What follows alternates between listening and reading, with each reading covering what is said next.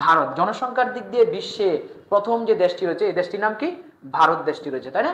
আগে ছিল চীন, এবং চীনের মধ্যে কিন্তু একটা নীতিমালা ছিল, এক মানে এক সন্তান নীতিমালা তাদের ছিল, যে একজনের বেশি সন্তান নেওয়া যায় না। কিন্তু যখন দেখতে চীনকে টপকে এক বছরের মধ্যে ভারত বেশি জনসংখ্যা হয়ে যায়, তখন চীন কি করছে, একজন সন্তান নীতিমালা থেকে বের হয়ে তারা 2 সন্তান নীতিমালা চলে আসছে।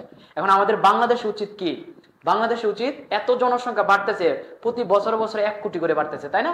তো বাংলাদেশে উচিত কি, 2 সন্তান নীতিমালা না দিয়ে 1 সন্তান নীতিমালা দেওয়া, তাই না? আচ্ছা, সো 2টি সন্তানের বেশি নয়, 1টি হলে যথেষ্ট হয়, যেভাবে জনসংখ্যা বাড়তেছে, তাই না? কারণ কিছুদিন পরে দেখবা যে আমাদের বাংলাদেশে বলবে যে এত জনসংখ্যা হয়ে গেছে যে 1টি সন্তানের বেশি নয়, না হলে ভালো হয়, তাই না? আচ্ছা, যাই হোক, সো ভারত দেখা যাচ্ছে 1 বছরে এত জনসংখ্যা বাড়ছে, চীনকে টপকায় গেছে, তাই না? প্রায় 145 কোটি জনসংখ্যা ভারতে বর্তমান। আচ্ছা, সো ভারত হচ্ছে জনসংখ্যার দিক দিয়ে বিশ্বে প্রথম, ভারত। সো ভারত নিয়ে আরো কিছু তথ্য আমরা একটু দিই, খেয়াল করো। ভারতের মধ্যে যদি আমরা খেয়াল করি যে ভারতে কি কি বিষয় রয়েছে, ভারতের প্রথম প্রধানমন্ত্রীর নাম কি, তাই না? এখন ভারত নিয়ে যদি আমরা প্রথম আলোচনা করি, এবং ভারতের যে গুরুত্বপূর্ণ বিষয়গুলো আমাদের যে তোমাদের লেকচার প্ল্যানে কিন্তু অলরেডি দেওয়া আছে। ভারতের প্রথম প্রধানমন্ত্রী জওহরলাল নেহরু, নাম কি? জওহরলাল নেহরু, জওহরলাল নেহরু, নাম কি বললাম? নেহরু। প্রথম প্রধানমন্ত্রী ইন্দিরা গান্ধী, নাম কি? ইন্দিরা গান্ধী।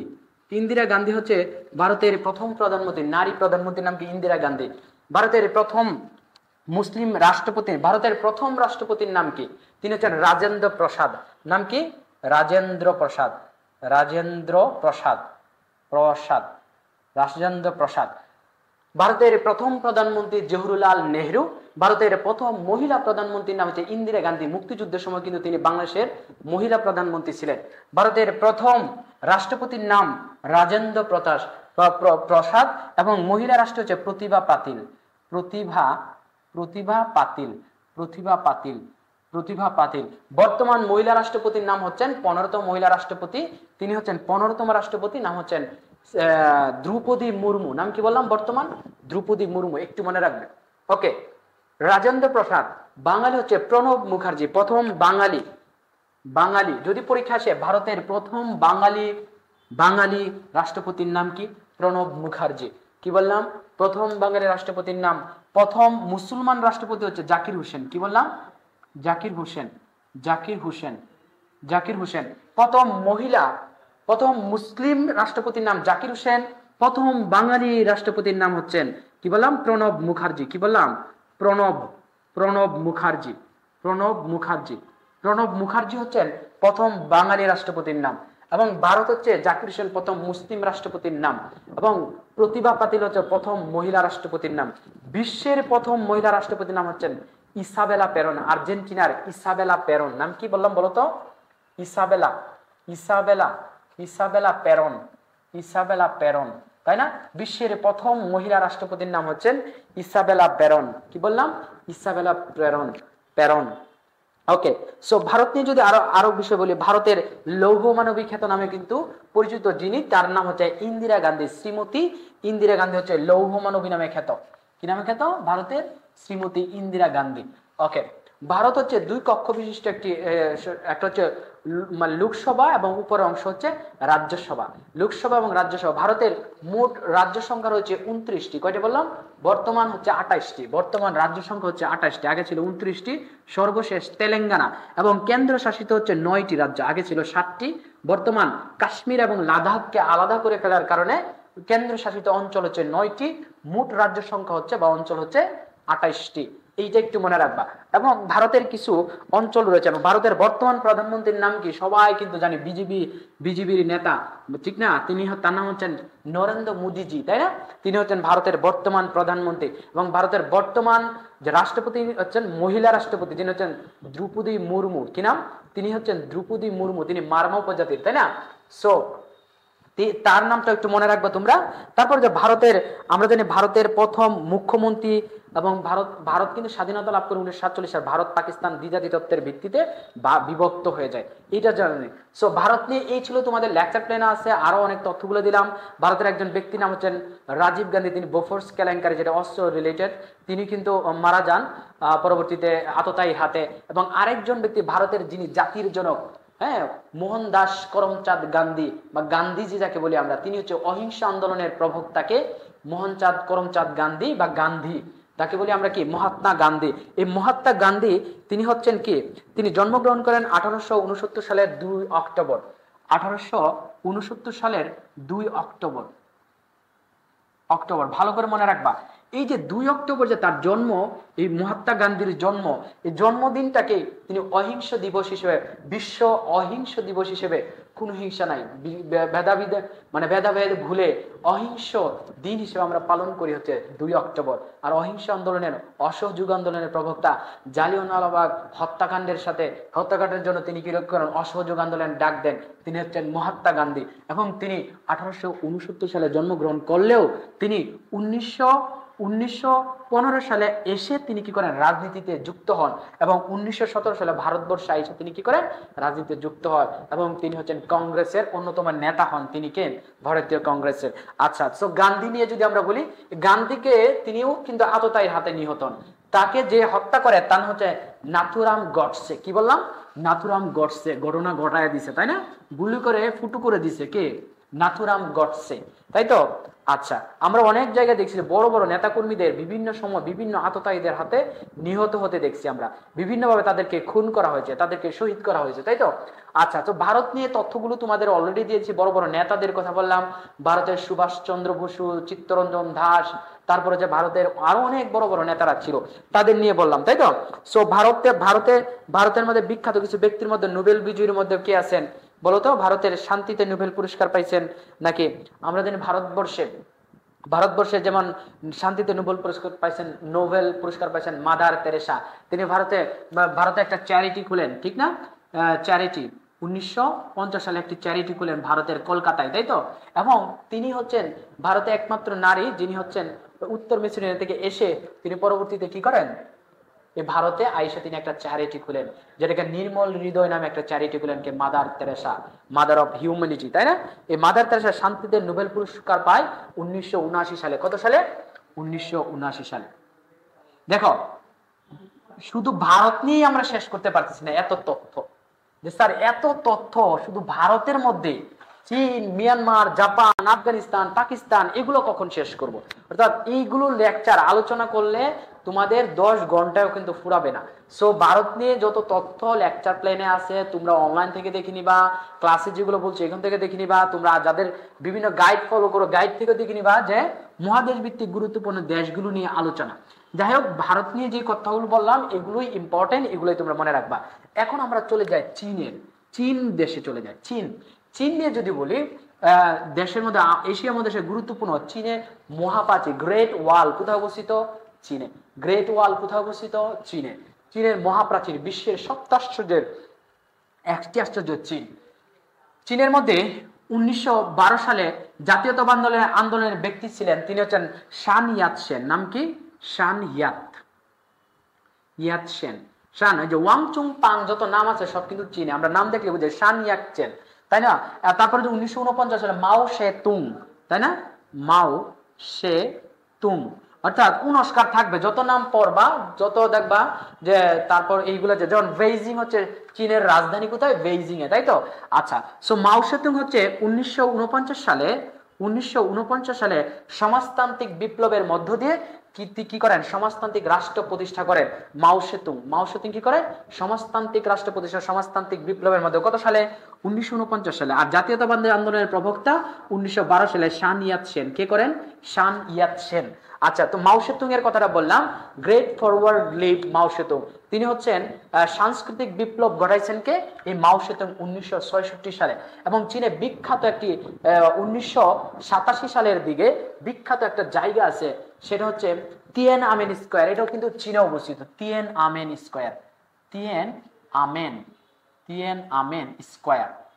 স্কয়ার। এখানে বিভিন্ন ছাত্রদের হত্যা করা হয়, এখানে ছাত্রছাত্রীদের হত্যা করে মানে চীন সরকার যারা যে ছাত্ররা তারা জাতীয়তাবাদী আন্দোলনে মানে উদ্বুদ্ধ গ্রহণ করেছিল, উদ্ভব করেছিল বিদায় তাদেরকে নির্বিচারে পুলিশে গুলি করে হত্যা করে তাদেরকে। এজন্য এটা খুবই গুরুত্বপূর্ণ। প্রধানমন্ত্রী শেখ হাসিনা যখন তার পতন ঘটবে 24-এ, তখনও কিন্তু তিনি কি করেন, তিয়ানআনমেন স্কয়ার কিন্তু ভ্রমণ করে আসেন এবং সেখানে তিনি ফুল দিয়ে শুভেচ্ছা জানায় আসেন। কিন্তু দেশে এসে ঠিক উল্টোটা করেন। জানেন যে তিয়ানআনমেন স্কয়ারে যেখানে ফুল দিচ্ছেন, ফুল দিয়ে অর্পণ করছেন, এবং তিনি বুঝতে পারেন না আমাদের দেশেও এরকম একটা গণ অভ্যুত্থান করবে, তাই না? এবং তিয়ানআনমেন স্কয়ারেও কিন্তু এরকম একটা অভ্যুত্থান ঘটছিল, মনে করছিল ছেলে মেয়েদের গুলি করে তাদেরকে যেমন দমায় রাখছিল এবং সমাজতান্ত্রিক বিপ্লব আদৌ আছে, তিনি মনে করছেন না বাংলাদেশে এরকম একটা করবে যে ছেলে মেয়েদেরকে হত্যা করে গুম করে তারা হয়তো মনে করবেন যে তার ক্ষমতা টিকে থাকবে। কিন্তু দিন শেষে কি হলো, 24-এর গণ অভ্যুত্থানে ছাত্রছাত্রীরা সফল হলো, তাই না? এবং স্বৈর শাসকের পতন ঘটলো। আচ্ছা, সো তিয়ানআনমেন মানে স্কয়ার হচ্ছে খুবই গুরুত্বপূর্ণ একটা জায়গা। এটা কোথায় অবস্থিত বলতো? এটা কিন্তু চীনে অবস্থিত। সো চীনের দিক দিয়ে যদি আমরা জানি, চীন উৎপাদনের দিক দিয়ে সবকিছু দিক দিয়ে কিন্তু চীন অনেক এগিয়ে। One belt one route initiative দিচ্ছেন এবং সিল্ক রুট ঘোষণা করছেন এই চীন 2013 সালে।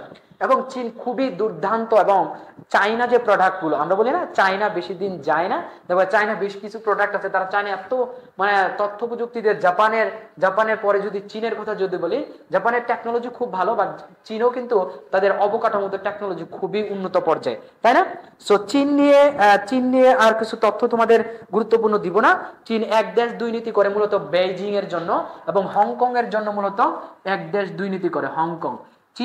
চীনের স্বায়ত্তশাসিত রাষ্ট্র রয়েছে কয়টি? চীনের স্বায়ত্তশাসিত রাষ্ট্র রয়েছে 5টি। এর মধ্যে একটা দেশ রয়েছে, একটা জায়গা একটা রয়েছে, এটাকে ফরমুজা প্রণালীর মধ্যে রয়েছে, এটা হচ্ছে তাইওয়ান। তাইওয়ান নিয়ে কিন্তু ঝামেলা চলতেছে, হ্যাঁ, এটা মনে রাখবা। তাইওয়ান হচ্ছে চীনের স্বায়ত্তশাসিত অঞ্চল, এবং তাইওয়ান 1947 সালে তাইওয়ান কি হয়ে যাবে, আলাদা হয়ে যাবে। এবং জাতিসংঘের নিরাপত্তা পরিষদের সদস্য আগে ছিল, বর্তমানে তাইওয়ান নেই। তাইওয়ানের পূর্ব নাম ছিল ফরমুজা। কি ছিল নাম? ফরমুজা। এবং ফরমুজা প্রণালী কোথায় অবস্থিত? চীন এবং তাইওয়ানের মধ্যে। তাইওয়ান এবং চীনের মধ্যে কিন্তু প্রায় সময় যুদ্ধ হয়ে যায়, এবং যদিও তারা একটি দেশে নিজেদেরকে মনে করে, চীন মনে করে তাইওয়ান তাদের এই অংশ। বেশি কি স্পিডে বলে ফেলতেছি, তোমরা কি বুঝতেছো কিনা সেটা বলো। যে এই যে কথাগুলো যে বললাম, ভারত নিয়ে এত তথ্য দিলাম, আরো তথ্য রয়ে গেছে, সব তথ্য ইম্পর্টেন্ট না, যেগুলো বললাম এগুলো ইম্পর্টেন্ট, এগুলো একটু মনে রাখবে। ক্লিয়ার? ওকে প্রিয় শিক্ষার্থীরা, চীন নিয়ে একটু বললাম, চীনের শীটে দেওয়া আছে, তোমরা গাইড থেকে কিছু পড়ে ফেলবা। যে তথ্যগুলো বললাম এই তথ্যগুলো একটু মনে রাখবে।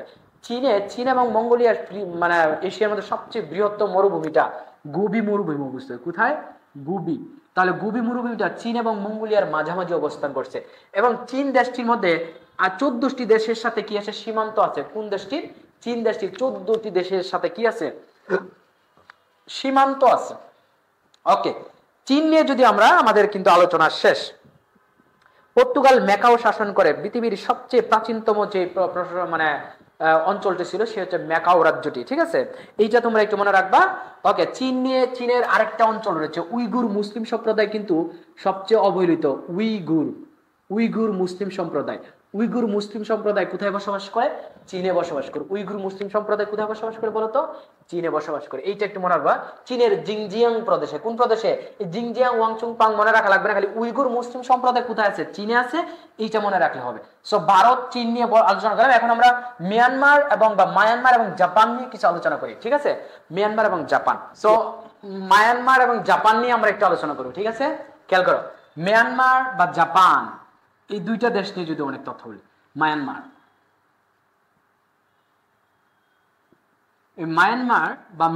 বলে থাকি। এই মায়ানমারের জাতিসংঘে মানে মায়ানমারের জাতিজন হচ্ছে ওয়াংসাং। নাম কি? ওয়াংসাং। কে ছিলেন? অং সাং। এবং তার কন্যার নাম হচ্ছে অং সাং সুচি। নাম কি? অং সাং সুচি তার কন্যার নাম। যিনি বর্তমান কি আছে, অং সাং সুচি হচ্ছে বর্তমান গৃহবন্দী অবস্থা রয়েছে, এবং তাকে কিন্তু জেল হাজত কাটতে হইতেছে, তাই না? মিয়ানমারে বলবো হচ্ছে জান্তা সরকার ক্ষমতা। জান্তা সরকার হচ্ছে এমন একটা সরকার, সামরিক সরকার, এবং মিয়ানমারে বর্তমান সামরিক সরকার রয়েছে, এবং সামরিক সরকার অভ্যুত্থানে যায় 2021 সালে মিয়ানমারে। এবং মিয়ানমার সম্পর্কে যদি বলেন, মিয়ানমারের জান্তা সরকারের প্রধান জান্তা প্রধানের নাম হচ্ছেন মিং অং লাই। মিং অং লাই এবং অং সান সু চি হচ্ছেন এনএলডির প্রধান। এনএলডি হচ্ছে অং সান সু চির একটা দলের নাম হচ্ছে এনএলডি, ঠিক আছে? এনএলডি ন্যাশনাল লিবারেশন কি লিবারেশন ডেমোক্রেসি, তাই ঠিক না? এটা হচ্ছে কি এনএলডি। ওকে, সো জান্তা সরকারের প্রধান হচ্ছেন মিং অং লাই এবং বর্তমান জান্তা সরকার বা সামরিক সরকার রয়েছে, অর্থাৎ মিয়ানমারের বাহিনীদের বলা হয় তাতমাদো। কি বলা হয়? তাতমাদো। তাতমাদো তাতমাদো তো তাতমাদো বলা হয় কাদেরকে? মিয়ানমারের যে সেনাবাহিনী আছে তাদেরকে বলা হয় তাতমাদো বলা হয়ে থাকে। এবং মিয়ানমারের রোহিঙ্গা সম্প্রদায়, মিয়ানমারের মানে 3টি প্রদেশ রয়েছে, এর মধ্যে হচ্ছে মিয়ানমারের যে আমরা অঞ্চল জানি যে কি বলে, যারা হচ্ছে রোহিঙ্গা সম্প্রদায় হচ্ছে, এরা হচ্ছে রোহিঙ্গা অঞ্চল থেকে আসছে এবং রোহিঙ্গা সম্প্রদায় যেটা হচ্ছে বাংলাদেশ এবং মিয়ানমারের সাথে কিন্তু খুবই একটা বিরোধপূর্ণ একটা আচরণ চলতেছে, তাই না, এই রোহিঙ্গাদের নিয়ে কিন্তু। সো এটা একটু মনে রাখবো, অং সান সু চি মিং অং লাই জান্তা সরকারের প্রধান এবং এবং এই মিয়ানমারকে বলা হয়ে থাকে আগে কি নামে পরিচিত ছিল? বার্মা নামে পরিচিত ছিল। কি নামে পরিচিত ছিল? বার্মা নামে পরিচিত ছিল। বার্মা, এই বার্মা নামে পরিচিত মিয়ানমার। এবং পেগুডার দেশ বলা হয় কোন দেশকে? মিয়ানমারকে বলা হয় পেগুডার দেশ বলা হয়। কোনটাকে? মিয়ানমারকে বলা হয় থেকে পেগুডার দেশ। ওকে, সো মিয়ানমার নিয়ে তথ্যগুলো বললাম। এখন আমরা চলে যাই জাপান নিয়ে। জাপানের রাজধানী হচ্ছে টোকিও। হিরোশিমা এবং নাগাসাকি নামে 2টা শহর রয়েছে জাপানের মধ্যে, তাই না? যেখানে লিটল বয় এবং ফ্যাটম্যান নামে দ্বিতীয় বিশ্বযুদ্ধে জাপানের লিটল বয় এবং ফ্যাটম্যান নামে 2টা বোমা ফালানো হয়েছিল, তাই তো? এই জাপানের যিনি সম্রাট তাকে বলা হয় মিকার্ডো বলা হয়। কি বলা হয়? জাপানের সম্রাটকে বলা হয় মিকার্ডো। জাপানের সম্রাটকে কি বলা হয়? যেমন রাশিয়ার সম্রাট হচ্ছে জার বলা হয়, এবং তারপর হচ্ছে আমরা বিভিন্ন অঞ্চলে যেমন চীনের রাজা বা সম্রাটকে বলা হয় সন অফ গড। তারপর মিকার্ডো হচ্ছে জাপানের সম্রাট। জাপানের বর্তমান সম্রাটের নাম হচ্ছে, এবং যিনি দ্বিতীয় বিশ্বযুদ্ধের সময় একজন ছিলেন, তার হচ্ছেন হিরোহিতো, আর বর্তমান হচ্ছে নারুহিতো। নাম কি? নারুহিতো। আচ্ছা, সো জাপানের যে বর্তমান যিনি হচ্ছেন সম্রাট, এবং এই সম্রাটের একটা নাম হচ্ছে মিকার্ডো। জাপানকে বলা হয় সূর্যোদয়ের দেশ বলা হয়। কি বলা হয়? সূর্যোদয়ের দেশ বলা হয়। কিন্তু নিশীথ সূর্যের দেশ বলা হয় কিন্তু নরওয়েকে বলা হয়, তাই না? নরওয়েকে বলা হয় নিশীথ সূর্যের দেশ। ওকে, এবং নরওয়েকে বলা হয় দিবরের দেশও বলা হয়ে থাকে। ওকে, যেহেতু আমরা জাপান নিয়ে বলতেছিলাম, জাপানের যে পার্লামেন্টের নাম হচ্ছে ডায়েট। কি নাম বললাম? ডায়েট। এবং জাপান দ্বিতীয় বিশ্বযুদ্ধের সময় ছিল যে অক্ষ শক্তি নামে একটা শক্তি ছিল, এই হচ্ছে জাপান। এবং জাপানের সংবিধানকে বলা হয় শান্তির সংবিধান বলা হয়। কি বলা হয়? শান্তির সংবিধান। দ্বিতীয় বিশ্বযুদ্ধের পর তাদের দেশে কিন্তু পারমাণবিক বোমা ফালানো হয়, এবং বোমা ফালানোর পরে তারা কান ধরে উদ্বোস করছে আর জীবনও কোনো যুদ্ধে কোনো দেশে নাক গলাবে না। অর্থাৎ তারা বলছে ভবিষ্যতে আর কোনো নাক গলাবে, এবং তাদের সংবিধান এটা লিখে দিছে ভবিষ্যতে অন্য কোনো দেশের বিষয়ে তারা কোনো সাম্রাজ্যবাদী নীতিতে যাবে না, অন্য দেশ কোনো আক্রমণ করবে না। এই জন্য এই দেশের সংবিধানটাকে বলা হয় পৃথিবীর শান্তির সংবিধান, জাপান। এবং জাপানকে ইস্ট এশিয়ান মিরাকল বলা হয়, একমাত্র দেশ এশিয়ার মধ্যে এই জাপান। কারণ তারা যখন তাদের দেশে বোমা ফালানোর পরও এত দ্রুত গতিতে তারা অর্থনৈতিক উন্নয়ন করছে, যেটা আমাদের বাংলাদেশ 50 বছর স্বাধীনতার 50 বছর হয়ে গেলে এই পর্যন্ত আমরা যাইতেই পারি না। জাপানের মানে কি বলবো, আমরা 20% আমরা উন্নয়নের কাতারে যাইতে পারি নাই জাপানের দিক দিয়ে। টেকনোলজি দিক দিয়ে, তথ্য প্রযুক্তি যেমন বললাম, পাশাপাশি তারা তাদের যে দৈনন্দিন জীবনের যে কর্মকাণ্ড, তাদের যে সংস্কৃতি, বৈশ্বিকভাবে তাদের যেই ইয়া থাকা উচিত, বিশ্বের দরবারে যে যতটুকু সমুন্নত রাখা নিজেদেরকে দরকার, জাপান সেটা করতে পেরেছে।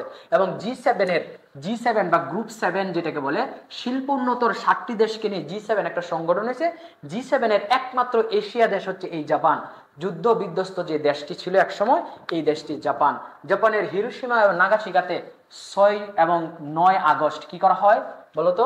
6 এবং 9 আগস্ট লিটল বয় এবং ফ্যাটম্যান নামে 2টা বোমা ফালানো হয়। কার নির্দেশে? ট্রুম্যানের নির্দেশে। আচ্ছা, জাপানের সবচেয়ে জাপানে বেশ কিছু মানে দ্বীপ রয়েছে, এর মধ্যে অন্যতম কয়েকটি দ্বীপ হচ্ছে হুংসু, শিকুকু, ঠিক আছে, হুক্কাইডো। এর মধ্যে হুংসু দ্বীপের মধ্যে হচ্ছে জাপানের বর্তমান যে টোকিও শহরটি অবস্থান রয়েছে। জাপানকে যেমন বলা হয় প্রাচ্যের গ্রেট ব্রিটেন, বাট প্রাচ্যের বা দক্ষিণের গ্রেট ব্রিটেন বলা হয় নিউজিল্যান্ডকে, বাট প্রাচ্যের গ্রেট ব্রিটেন বলা হয় জাপানকে।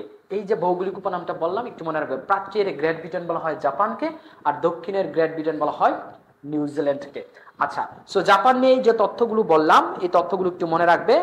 আচ্ছা, এরপরে আমরা চলে যাই আফগানিস্তান বর্তমান তালেবান শাসন চলতেছে। তালেবানরা আফগানিস্তান দখল করে নেয় আমরা জানি এবং আফগানিস্তানে বর্তমান তালেবান শাসন, অর্থাৎ কঠোর তালেবান শাসন, যেটা মুসলিমপন্থী, তাই না, সুন্নি মতবাদে চলতেছে। এবং এই আফগানিস্তানের রাজধানী হচ্ছে কোথায়? কাবুল, তাই তো। এবং এই আফগানিস্তান, কাবুল, কান্দাহার, গুরুত্বপূর্ণ কিছু শহর কিন্তু আফগানিস্তানে রয়েছে।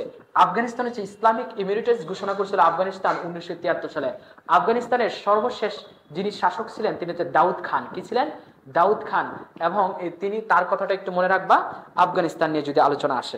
ওকে, তোমাদের লেকচার প্ল্যানে দেওয়া আছে আফগানিস্তান নিয়ে, আফগানিস্তানের গুরুত্বপূর্ণ তথ্যগুলো। মোহাম্মদ দাউদ খান ছিলেন প্রথম রাষ্ট্রপতি আফগানিস্তানের, তাই না। আফগানিস্তান স্বাধীনতা লাভ 1919 সালে। এবং আফগানিস্তানের স্বাধীনতার বা জাতির জনক, আফগানিস্তানের জাতির জনক মোহাম্মদ জহির শাহ। কে ছিলেন? জহির শাহ। ওকে, আফগানিস্তানের জাতির জনক কি? জহির শাহ। কাবুল, কান্দাহার, মাজার ই শরীফ, এগুলো কোথায়? এগুলো হচ্ছে আফগানিস্তানে অবস্থিত। এরপর আমরা চলে যাই পাকিস্তান। পাকিস্তানের সিন্ধু সভ্যতাটা পাকিস্তান অবস্থিত 1922 সালে, যেটা আবিষ্কৃত হয়। পাকিস্তানের অ্যাবোটাবাদ নামে একটা জায়গা আছে, অ্যাবোটাবাদ। এখানে কিন্তু লাদেনকে হত্যা করা হয় পাকিস্তানের অ্যাবোটাবাদে। ঠিক আছে, লাদেনকে কি করা হয়? হত্যা করা হয় পাকিস্তানের অ্যাবোটাবাদে। ওকে, তোমরা মনে রাখবে। এবং পাকিস্তানের মোট 4টা প্রদেশ রয়েছে। পাকিস্তানের 4টা প্রদেশ, পাঞ্জাব, বালুচিস্তান এবং পাঞ্জাবকে বলা হয় পঞ্চনদের দেশ বলা হয়। কোনটাকে? পাঞ্জাবকে। পাঞ্জাব, পঞ্চনদের মিলনস্থল বলা হয় পাঞ্জাবকে। কোনটিকে বলা হয়? পাঞ্জাবকে, পঞ্চনদের মিলনস্থল, মনে রাখবে। এরপর যদি আমরা জানি শ্রীলঙ্কা নিয়ে, শ্রীলঙ্কা নিয়ে কি আছে খেয়াল করো। শ্রীলঙ্কা এশিয়ার একমাত্র মানে বুদ্ধ রাষ্ট্র হচ্ছে শ্রীলঙ্কা। আমরা মনে করতে পারি এশিয়ার মতো একমাত্র হিন্দু রাষ্ট্র হবে, না। এশিয়ার বুদ্ধ রাষ্ট্র হচ্ছে কি? শ্রীলঙ্কা। শ্রীলঙ্কা হচ্ছে এশিয়ার একমাত্র বুদ্ধ রাষ্ট্র। এবং শ্রীলঙ্কাতে কি রয়েছে? অ্যাডাম পিক রয়েছে। অ্যাডাম পিক কোথায় আছে? শ্রীলঙ্কাতে। কোথায় আছে? Adam Peak, Sri Lanka. আর নেপাল আছে লুম্বিনী নামক স্থানটি। কোথায় রয়েছে? লুম্বিনী স্থানটা হচ্ছে যেখানে হচ্ছে বুদ্ধ ধর্মের যিনি প্রধান, বুদ্ধ ধর্মের যিনি মহাগুরু, মহাপ্রবর্তক, তিনি হচ্ছে লুম্বিনীতে জন্মগ্রহণ করেন।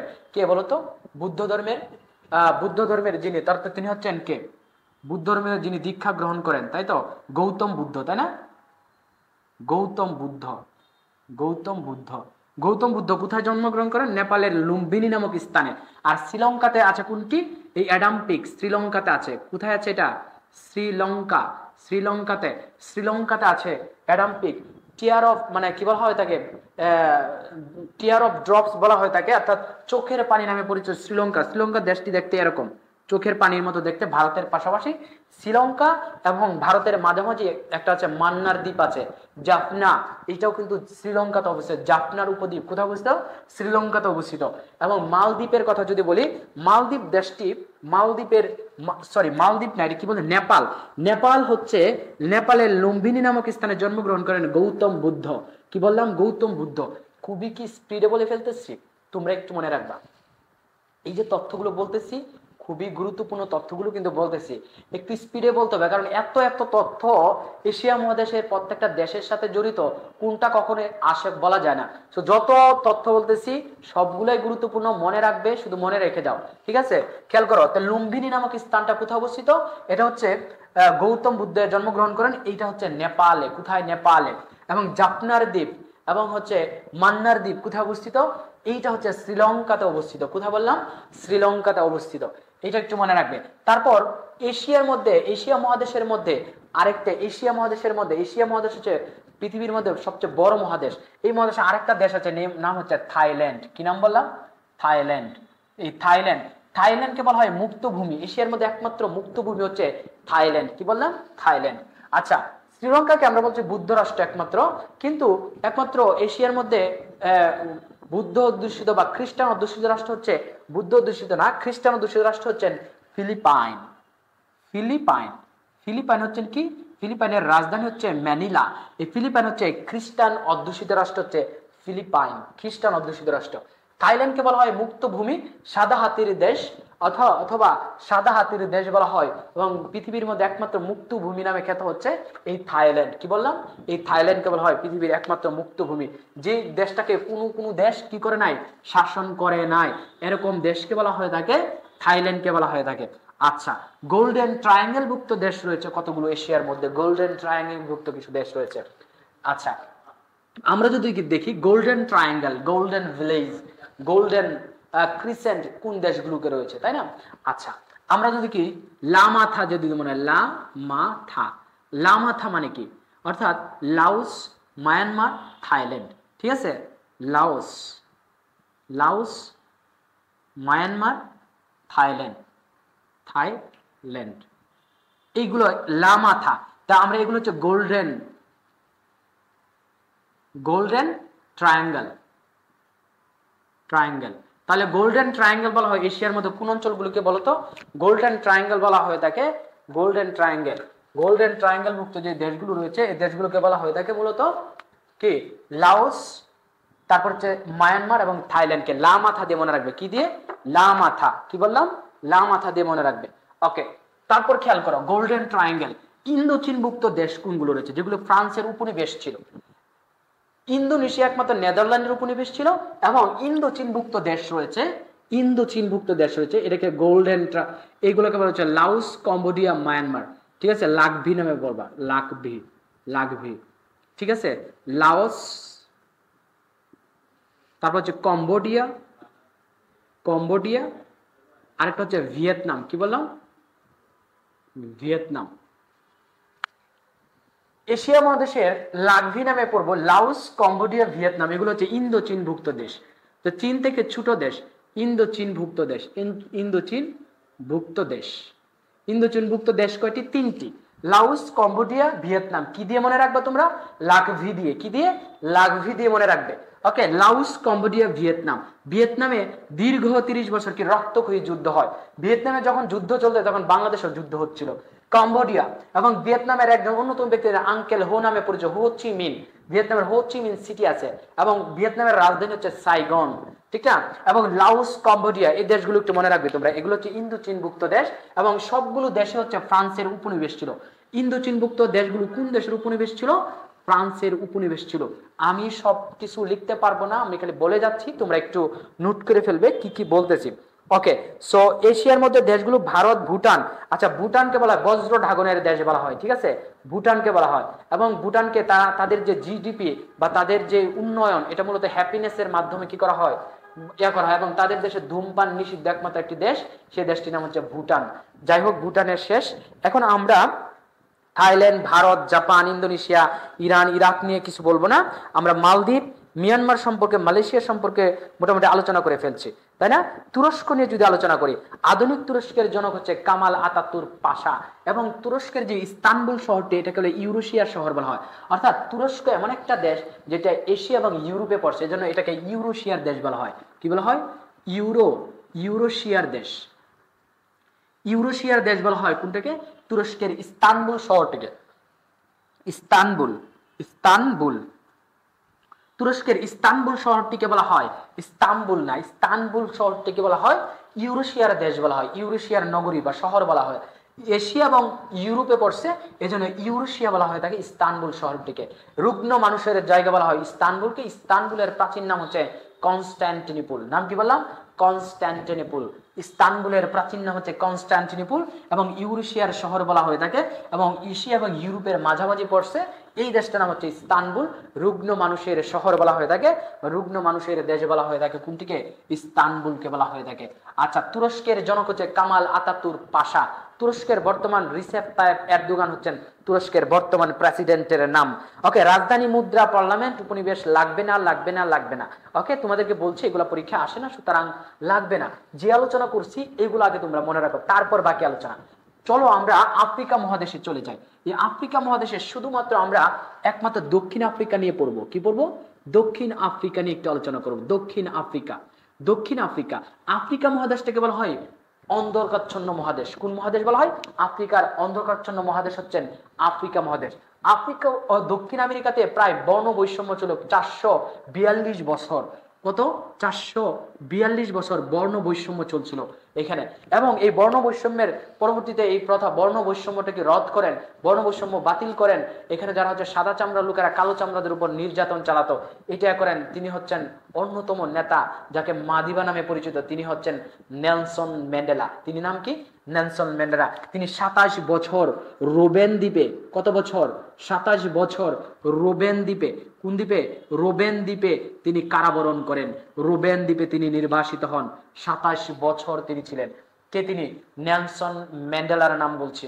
দক্ষিণ আফ্রিকা, দক্ষিণ আফ্রিকার জোহান্সবার্গকে বলা হয় স্বর্ণের নগরী। খেয়াল করো, আফ্রিকাকে আমরা বলতেছি অন্ধকারাচ্ছন্ন মহাদেশ, কিন্তু এটা হচ্ছে স্বর্ণের নগরী। কোথায়? দক্ষিণ আফ্রিকার জোহান্সবার্গে। এবং যে উত্তর আমেরিকার, আমেরিকা মহাদেশের যে বারাক ওবামা, তিনিও কিন্তু আফ্রিকা মহাদেশের কেনিয়া বংশোদ্ভূত ছিলেন, আফ্রিকা মহাদেশের কিন্তু। এবং দক্ষিণ আফ্রিকার যিনি, যার দক্ষিণ আফ্রিকার 1994 সালে শ্বেতাঙ্গ প্রেসিডেন্ট জন ক্লার্কের সাথে, ডি ক্লার্ক, 1994 সালে ডি ক্লার্ক, শ্বেতাঙ্গ প্রেসিডেন্ট ডি ক্লার্ক এবং Nelson Mandela, Nelson Mandela de Klerk মিলে কি করে শান্তিতে নোবেল পুরস্কার পায় 1994 সালে। এবং নেলসন ম্যান্ডেলা প্রথম দক্ষিণ আফ্রিকার প্রেসিডেন্ট নির্বাচিত হয়। এই নেলসন ম্যান্ডেলা, এই সাউথ আফ্রিকা যাকে বলা হয়, তাই না? এই দক্ষিণ আফ্রিকা একমাত্র ছিদ্রায়িত রাষ্ট্র হচ্ছে লেসোথো, যেটাকে ছিদ্রায়িত করছে। দক্ষিণ আফ্রিকা দীর্ঘ 27 বছর কারাবরণ করেন কে? তিনি হচ্ছেন নেলসন ম্যান্ডেলা। যে নামটা বললাম, তিনি হচ্ছেন ডি ক্লার্কের সাথে কি পান? শান্তিতে নোবেল পুরস্কার পান 1994 সালে। আচ্ছা, দক্ষিণ আফ্রিকা স্বর্ণের নগরী কোথায় বললাম? জোহান্সবার্গে। এইটা তোমরা একটু মনে রাখবে। দক্ষিণ আফ্রিকা নিয়ে আর কোনো তথ্য এই মুহূর্তে নাই, সুতরাং দক্ষিণ আফ্রিকা নিয়ে আমরা আর কিছু বলবো না। তাহলে আমাদের এশিয়া, দক্ষিণ আফ্রিকা বা আফ্রিকা মহাদেশ শেষ। এখন আমরা পড়বো ইউরোপ মহাদেশ। ইউরোপ মহাদেশ, উত্তর আমেরিকা, অস্ট্রেলিয়া। সো ইউরোপ মহাদেশে কি কি আছে খেয়াল করো। ইউরোপ মহাদেশের অনেক দেশ, যেমন এশিয়ার মধ্যে স্বাধীন দেশ, এশিয়ার মধ্যে 44টি। ইউরোপের মধ্যে কি 44টি দেশ আছে? না, ইউরোপের মধ্যে আরো সদস্য সংখ্যা আরো অনেক কম। ইউরোপের মধ্যে, উত্তর আমেরিকার মধ্যে 12টি স্বাধীন দেশ রয়েছে। আমরা ইউরোপ মহাদেশের কথা যদি বলি, ইউরোপ মহাদেশের যে দেশগুলো পড়বো, দেশসমূহ। ইউরোপ মহাদেশের মধ্যে আমরা ব্রিটেন নিয়ে একটু পড়বো, ঠিক আছে? আমরা ব্রিটেন বা ইউকে নিয়ে পড়াশোনা করব ইউরোপের মধ্যে। তারপর আমরা বেলজিয়াম নিয়ে আলোচনা করব। ব্রিটেনের পরে আমরা ফ্রান্স নিয়ে আলোচনা করব। ফ্রান্স নিয়ে অনেক তথ্য রয়েছে। ইউরোপের মধ্যে পূর্ব ইউরোপের দেশ হচ্ছে রাশিয়া নিয়ে আলোচনা করব। আমরা আলোচনা করব হচ্ছে ইউক্রেন নিয়ে আলোচনা করব। ইউক্রেন নিয়ে আলোচনা করব। রাশিয়া ইউক্রেন নিয়ে যুদ্ধ চলতেছে, তাই না? আমরা কিন্তু এশিয়া মহাদেশে কিন্তু প্যালেস্টাইন এবং ফিলিস্তিন, ইসরায়েল যাতে বলে, ফিলিস্তিন, ইসরায়েল এবং আরব ইসরায়েল যে যুদ্ধ, এটা কিন্তু আলাদা একটা আমরা সাম্প্রতিক তথ্যের মধ্যে পড়বো। এই জন্য তোমাদের কিন্তু এশিয়া মহাদেশ, এখানে ফিলিস্তিন এবং ইসরায়েল আলোচিত দেশ, আরব ইসরায়েল যুদ্ধ, এগুলো কিন্তু আলোচনা করি নাই, সময় কম জন্য। কারণ সব পড়া দিলে তো তোমরা মনে রাখতে পারবা না। আর আমিও তো একজন মানুষ, তাই না? আমাকেও অনেক কথা বলতে হচ্ছে তোমাদের সামনে, তাই না? সো তোমাদেরকে লেকচার প্ল্যানটা এমন ভাবে সাজাইছি, তোমাদেরকে ফোকাস করাচ্ছি কোন কোন দেশগুলো, এইটা একটু খেয়াল করবে। প্রিয় শিক্ষার্থীরা, তোমরা কিন্তু অবশ্যই খেয়াল করবে যে স্যার, যে তোমাদের কোন বিষয়গুলো বেশি বেশি আমি তোমাদের ফোকাস করাচ্ছি। ব্রিটেন দেশ সম্পর্কে তোমার জানতে হবে, ফ্রান্স সম্পর্কে, রাশিয়া সম্পর্কে, ইউক্রেন সম্পর্কে তোমাদের জানতে হবে। তোমাকে গিয়ে জানতে হবে না সুইডেন, কানাডা, এইগুলা স্ক্যান্ডিনেভিয়ার সব দেশ পড়তে হবে না। তোমাকে গিয়ে পড়তে হবে না এইখানে হচ্ছে কি যে ক্রোয়েশিয়া নিয়ে তোমার A to Z পড়তে হবে না। তোমাকে হাঙ্গেরি নিয়ে পড়াশোনার এত দরকার নাই, ঠিক আছে? তোমাকে যেটা প্রয়োজন লাগবে, এই কয়েকটা দেশ ইউরোপ মহাদেশ নিয়ে তুমি একটু পড়াশোনা করবা। সো ইউরোপ মহাদেশের ব্রিটেন নিয়ে যদি আমরা আলোচনা, ব্রিটেন বা ইউকে, ব্রিটেনে আবার 4টা প্রদেশ রয়েছে, তাই না? যেটাকে আমরা বৃহত্তর ব্রিটেনের মধ্যে ইউকে। ব্রিটেনের বর্তমান রাজা, আগে ছিলেন, দীর্ঘ সময় শাসন ছিলেন, ক্ষমতাধর ছিলেন, তার নাম হচ্ছে রানী ছিলেন। ব্রিটেনের রানী কে ছিলেন? দ্বিতীয় এলিজাবেথ। বর্তমান হচ্ছে রাজা তৃতীয় চার্লস। ব্রিটেনের রাজার নাম কি? রাজা তৃতীয় চার্লস।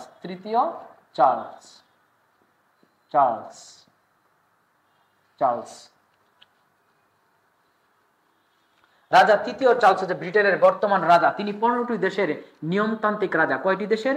15টি দেশের নিয়মতান্ত্রিক রাজা তিনি। নিয়মতান্ত্রিক রাজা হচ্ছেন কে? ব্রিটেনের নিয়মতান্ত্রিক রাজা হচ্ছেন রাজা তৃতীয় চার্লস, হচ্ছেন ব্রিটেনের নিয়মতান্ত্রিক রাজা।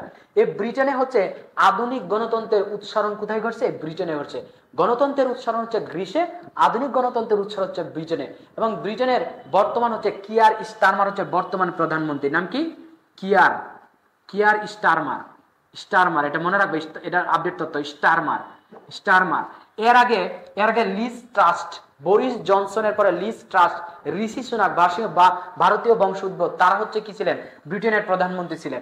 আর বর্তমান যিনি প্রধানমন্ত্রী হন তিনি হচ্ছেন ঋষি সুনাককে পরাজিত করে বর্তমান হচ্ছেন কনজারভেটিভ বা লেবার পার্টি, কনজারভেটিভ পার্টি না, লেবার পার্টির যিনি মানে নেতা তিনি হচ্ছেন কিয়ার স্টারমার। কি বললাম? Keir Starmer. অবশ্যই নামটা মনে থাকবে না, খালি একটু মনে রাখবে, কিয়ার করার, তাই না? কিয়ার করার, ব্রিটেনের যিনি প্রধানমন্ত্রী কিয়ার করার, তাই তো, অর্থাৎ কিয়ার স্টারমার।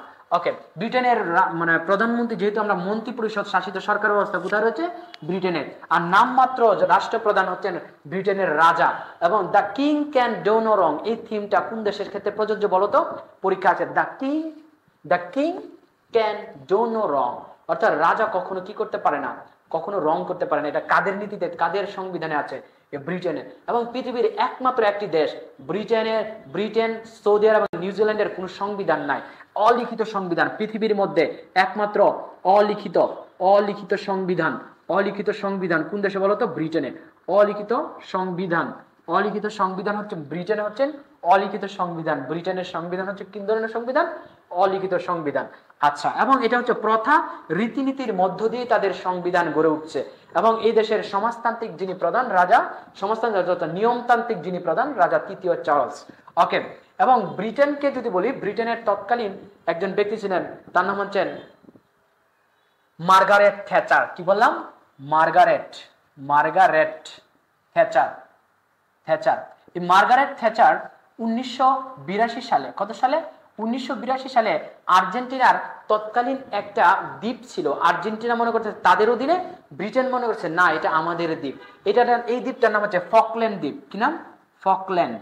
এই ফকল্যান্ড দ্বীপে বিজয় লাভ করে, ফকল্যান্ড দ্বীপে দীর্ঘদিন যখন 1982 সালে যখন একটা যুদ্ধ হয় ফকল্যান্ড দ্বীপ নিয়ে ব্রিটেন এবং আর্জেন্টিনার মধ্যে, পরীক্ষা আসতে পারে ফকল্যান্ড দ্বীপ নিয়ে কোন দুইটা দেশের মধ্যে যুদ্ধ হয়? এইটা ব্রিটেন এবং আর্জেন্টিনার মধ্যে। পরবর্তী ব্রিটেনে জয় লাভ করে, আর তৎকালীন প্রধানমন্ত্রী ছিলেন কে? এই যে মার্গারেট থ্যাচার, নারী প্রধানমন্ত্রী, এই জন্য তাকে লৌহমানবী বলা হয়। কি বলা হয়? লৌহমানবী খ্যাত নামে এই ব্রিটেন।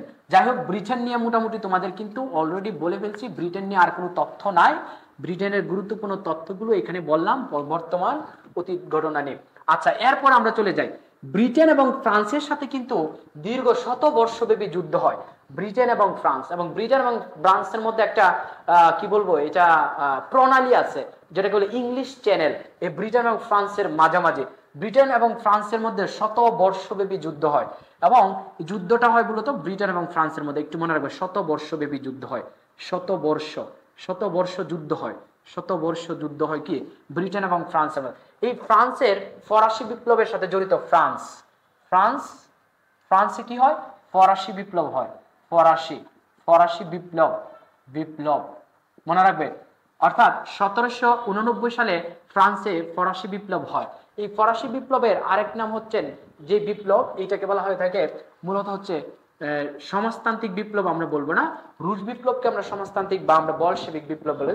ফরাসি বিপ্লব, এই যে ফরাসি বিপ্লবের শিশু বলা হয়ে থাকে নেপোলিয়নকে, ফ্রান্সের নেপোলিয়নকে ফরাসি বিপ্লবের শিশু বলা হয়। তাহলে ফরাসি বিপ্লবের হয় 1789 সালে ফ্রান্সের ফরাসি বিপ্লব হয়। 1789 সালে ফরাসি বিপ্লবের শিশু বলা হয় নেপোলিয়ন। কিন্তু তৎকালীন সময়ে কিন্তু নেপোলিয়ন ডিউক অফ ওয়েলিংটনের সাথে যুদ্ধ করে, ব্রিটেনের রাজা, তার সাথে যুদ্ধ করে সে পরাজিত হয় এবং তাকে কি করা হয়? তাকে নির্বাসিত করা হয়। এবং তাকে কি করা হয়? রুবেন দ্বীপে তাকে দুইবার তিনি কি হয়? মানে কি হয়? তাকে নির্বাসন করা হয়। এই কাকে? ফরাসি বিপ্লবের শিশু যাকে বললাম তিনি হচ্ছেন নেপোলিয়ন। কি বললাম? নেপোলিয়ন। যাই হোক, তো ফ্রান্স নিয়ে মোটামুটি এই তথ্যগুলো। ফ্রান্সের বর্তমান যিনি